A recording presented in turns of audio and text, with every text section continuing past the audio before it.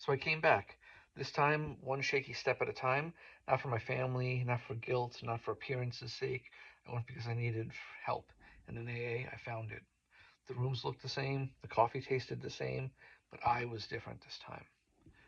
This time I listened, not just for the stories about alcohol, but to the spaces between the words, the loneliness, the depression, the fear, and I started hearing the truth that's been waiting for me since my very first meeting. Most of us aren't just fighting alcohol, we're fighting what drove us to it.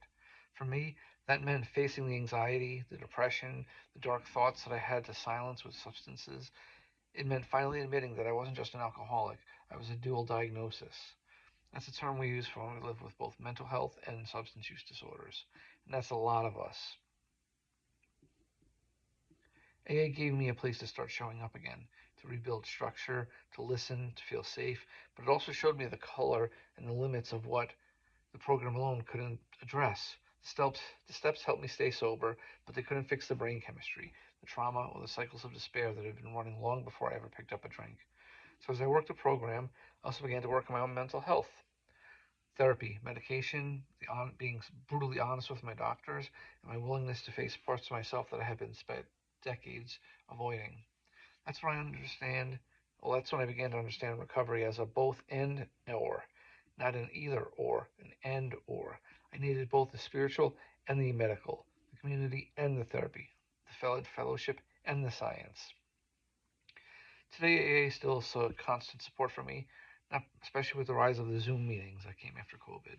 I can log in from my kitchen table, coffee in hand, and connect with people all over the world who understands what it feels like to wrestle with both of these illnesses.